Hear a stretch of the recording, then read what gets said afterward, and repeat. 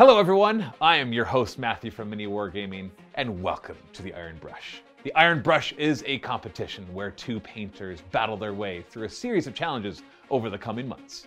Let's meet our competitors. All right, folks, season 2 of the Iron Brush is back with a brand new format with all new twists, challenges, and surprises. My name is Vito. I am a content producer here at MiniWarGaming. I have been painting for around 11 years now. Out of those 11 years, I have been a professional painter in terms of commission painting for about 7 of those years. Hello, my name is Steve, and I've been a content producer at MiniWarGaming for about 6 years now. I've been collecting and painting Warhammer since I was 12. That is more than a couple decades ago. Painting is my favorite part of the hobby by far. I've said numerous times, if I could only ever paint and never play the games again, or only play the games and never paint again, I would only paint. Steve and Vito will be painting a mystery miniature every week with only 4 hours to complete it. But we're not going to make it easy for them. We are going to throw in extra challenges and twists to keep them on their toes. This week, they are going to be participating in what we call the 6-pot painting challenge. After seeing the miniature, our contestants must pick only 6 painting pots with which to complete this challenge. In addition to the 6 painting pots, they will also get black and white. When the time is run out, our contestants must bring their miniatures to the Hall of Judgment to be scrutinized by the panel of part-time painters. How our contestants fare during all of these competitions will all be brought into consideration at the season finale, when one of them will be awarded the coveted Iron Brush. The panel of part-time painters are not alone in helping to judge our miniatures. You get to help as well in one of 2 ways. First, both of the miniatures painted by our competitors will be put on an auction on eBay. The total value of what they sell for will also contribute to their final score. Second, after the episode, you can also go onto our Facebook page and vote for what you thought was the better painted miniature. The winner will receive a boon in the next episode, or the loser may receive an extra challenge or twist, or both. This is the Iron Brush. We play and call it work. The time has come once again to answer life's most artistic question. Whose painting prowess is boundless? Our competitors will duke it out, head to head, as they paint a single miniature for 4 hours to see whose painting skills reign supreme. This is the Iron Brush. Between Steve and I and all of our experience, we have literally painted thousands of miniatures. So I'm really excited to go head to head against Steve again. And today's models are Caradron Overlord Endrin Masters.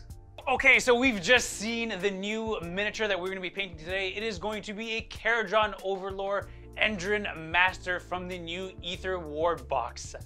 I've never actually really painted a Caradron Overlord before. I know they have a lot of metals and you can paint them in a large variety of colors. So I really need to carefully choose what colors, especially because I only have 6, what I'm going to be using for this model. Now, we've all agreed that washes and any kind of texture paints count as part of the 6-pot paint challenge. I think I'm going to do a risky maneuver and I'm going to use no washes. That is in the terms of like a Nuln Oil or an Agrax Earthshade. I'm actually going to go ahead and try to make my own washes using black that's been afforded to us, just by mixing with water. This is kind of a risky move, but I want to have more paints to work with.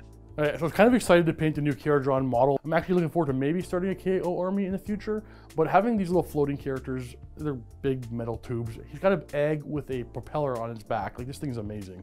So I have painted some Caradron Overlords in the past, so I figured I'm on a time crunch. I'm just gonna go with what I've already done. So I decided to go with the same paint scheme I've painted previously on Caradron Overlords. I went with metal and blue. So I took an Ironbreaker, I believe, just to get the base coat the entire model. It is mostly in armor and metals and tubes. I took Fulgurite Copper because I know mixing it with a little bit of the blue that I took, I can green it up a little bit. I took a brown. I went with Goldthor because with the free white and black, I can probably make a pretty decent leather and highlight with that one dark and light brown if necessary. And like I said, this model is mostly metal. I definitely want Nuln Oil on this one. That's my 4th.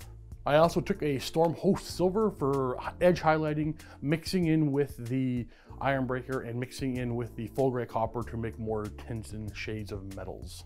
3 types of metallics, a blue and a brown, and null and oil were my choices. I think it's the right call. I hope it's the right call. Alrighty, my colors have been selected. They are locked in. In 3, 2, 1. So right out of the gate, I'm gonna go ahead and grab myself a dry brush. I'm gonna grab that Warp Lock Bronze and start giving my guy a heavy dry brush of that Warp Lock Bronze. This is gonna go ahead and give a nice dark tone all the way around, and this is almost gonna act as a wash or a dark recess all around the entire miniature. Okay, so the first thing I need to do on this miniature is cover it in metal. That's it, simple. I expect most of my day is gonna be waiting. Cover it in metal, wait for it to dry. Cover it in oil, wait for it to dry. Dry brush it, and then paint the miniature. So now that the Warp Lock Bronze is done, I'm going in with Lead Belcher and I'm giving in a little bit of a lighter dry brush on top of that Warp Lock Bronze. I think I have a really good head start as I'm noticing that Steve is struggling to attach his miniature onto a base so he can have a better hold on his miniature. Okay, things are not going well. I'm getting a little frustrated with the miniature. Because it's such a wonky model that's not already glued on a base because of the clear stem you don't want to prime, I can't paint the miniature by holding it like Vito can seem to have no problem doing. So I need to put it on a cork and paper clip. But the drill bit I brought down was too big. So when I glue the paper clip in, it just wobbles around. A little bit frustrating, It's causing me to slow down and putting me on my back heels already. Yeah, I gotta leave the peg to try to dry. Maybe it'll be a little more stable, so I might as well throw some color on my base. With flock and sand and Agrellian earth all counting as a pot, I went with the plan or the idea of just globbing of paint for the texture of my base. Alaran Earth. Are you earthy for? You haven't said it right once today. Because I can't say it properly. Agrellan? Agrellan Earth. Do you want to get Agrellan? Agrellan? That's a bad. Get crackling. Hey, Colin. Ooh, basing with just paint. I never tried this before. I expected some older dried up paint would glob up nicely and make me some texture. What was I thinking? Of course not. It just smooths itself out over time. So I'm putting on more and more layers, stippling, dabbling, more layers, throw some more on. Trying to, as it dries, jab at it with my brush or my finger, or trying to cause textures and try to, have it dry at different paces. It might work, it might not. Retributor armor time. This gold is an absolute wonderful gold. It goes on smooth, but it's a little bit too warm for me. I want to bring the gold down just a little bit. So I'm going to be mixing some of that Warp Lock Bronze and the Retributor armor together. I'm then going to apply it into all of like the beard armor, maybe some in the middle of his gorget or his belly plate. Well, an hour in, I'm still waiting for the null and oil to dry. So I'm pulling it off any spot I can. In hopes to get a dry brush layer on this thing so I can actually start doing some details soon. With 3 hours left, I'm feeling pretty good. Got majority of my metals down, building up my highlights. Overall, I'm pretty happy. In the next hour, I'm hoping to achieve a little bit of this Screamer Pink, and I'm going to be applying it on his little jetpack weather balloon thingamabob. Okay, everybody. If he breaks off, this episode's over. Do I auto win?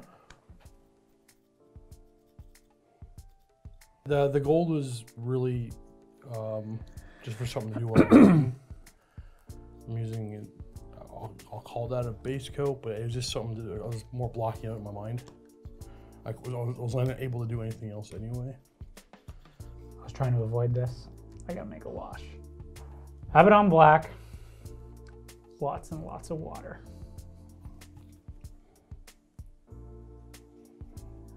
I'll just, section out this part of my palette. I have never been at a bigger loss. That's to know what to do next on this miniature, because nothing has gone the way I wanted to yet. You ever watch Willy Wonka and the Chocolate Factory? Yeah, buddy. Cheer up, Steve. I'm getting texture on my metal and none on my base. Where? Patina. Patina. Patina. Too much water. Abort. Abort. Man, not working with washes. I'm gonna start moving on to his egg thing, you know, his balloon. Yeah, his balloon. I'm gonna call it the balloon. So now I'm gonna go ahead and apply a nice healthy portion of Screamer Pink, but I'm gonna go ahead and glaze this on first because I want it to go on smooth. Wait, are you copying where I'm putting the paint? You copier. No. Why do you think I took pink? I'm saying you put it in the same spots. You could have chosen a different panel to paint pink. I'm also putting it here. No, I'm not putting it there. Cool. Mixing a little bit of ceramite white with Screamer Pink. I'm making another mid-tone for my second layer of glaze.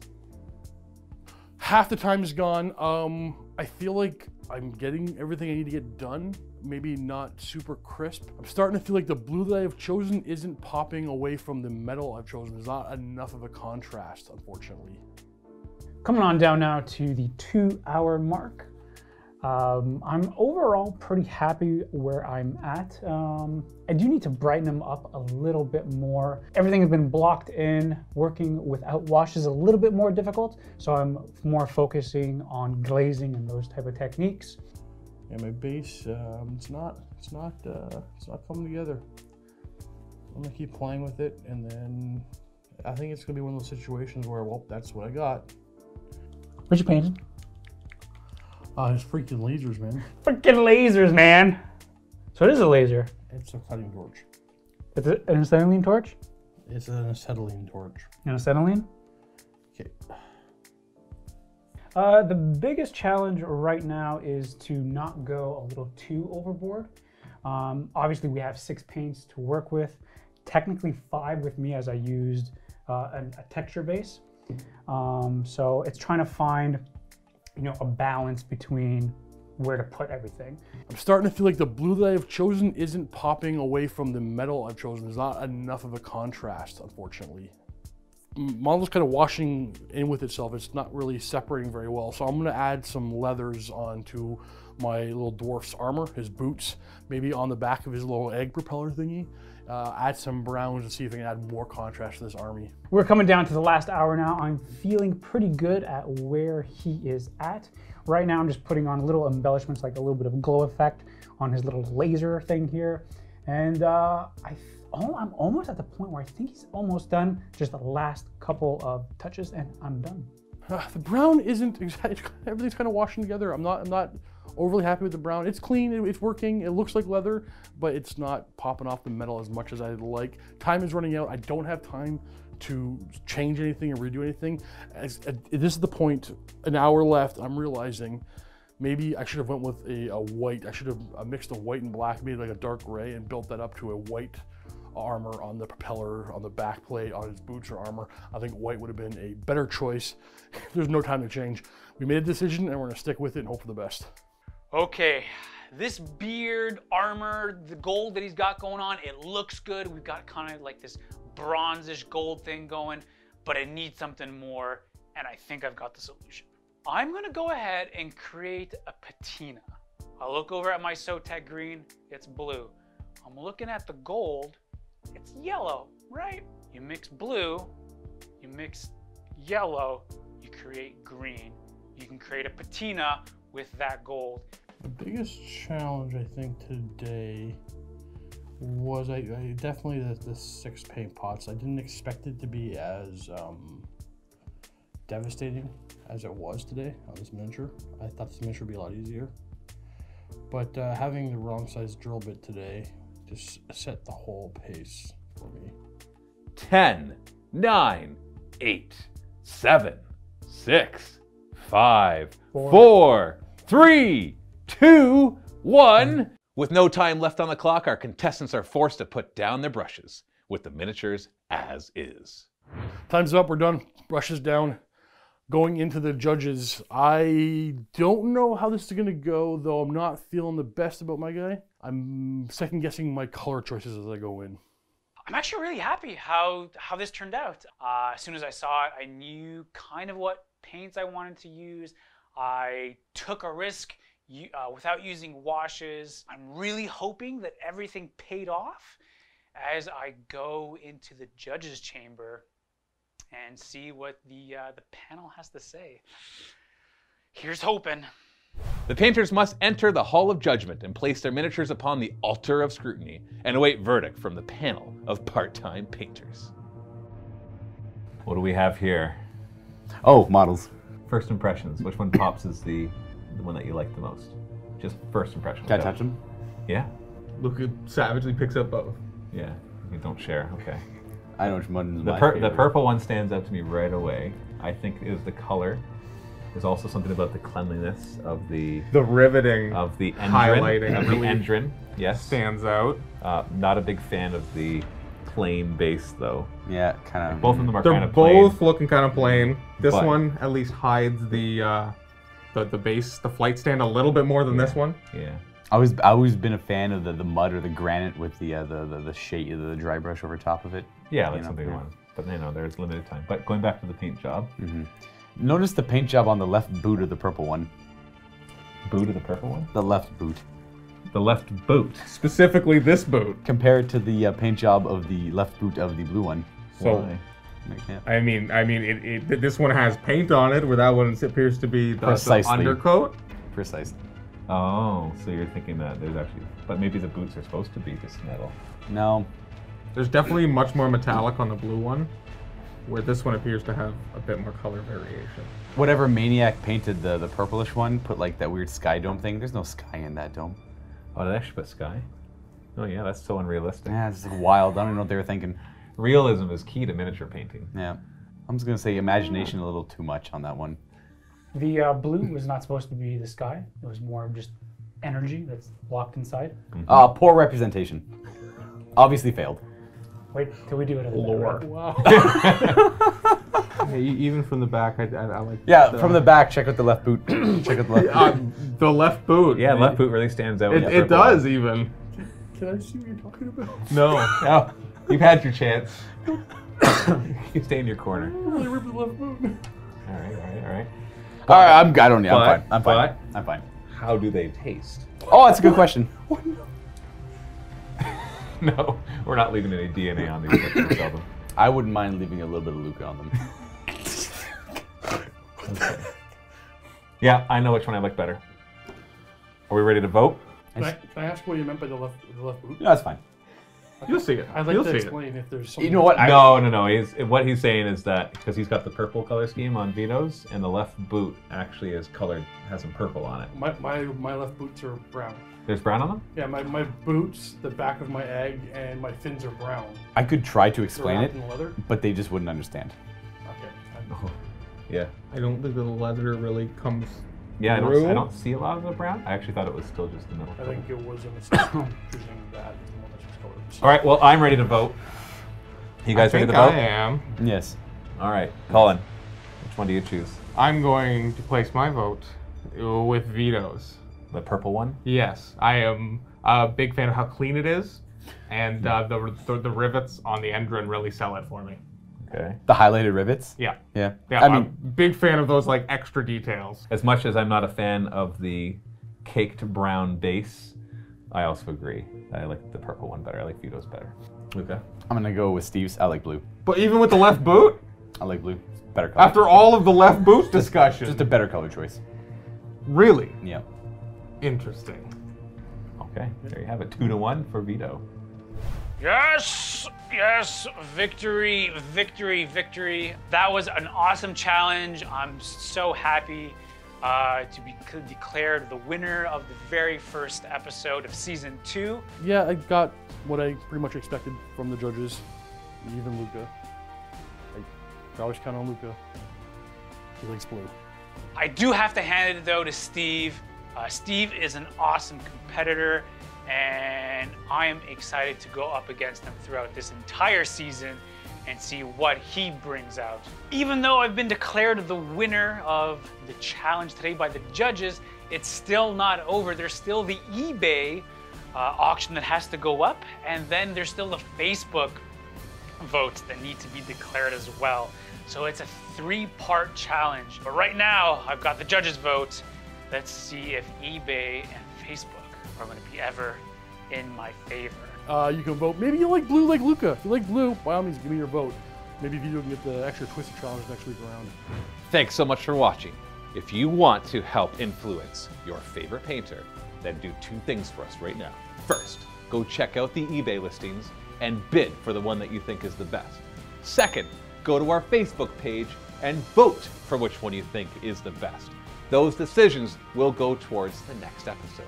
Stay tuned for the next episode where we reveal the winners of this episode and present the next challenge in the Iron Brush! Thanks so much for watching. Don't forget to check out the next battle report between Steve and Luca in the MiniWarGaming Vault. They will be playing Warhammer Fantasy with the Bretonians versus the Tomb Kings. If you're not a Vault member, you can still click the link below to get yourself a 7-day free trial. Vault members are what drive MiniWarGaming, so consider joining to support us in making even more miniature wargaming videos for you.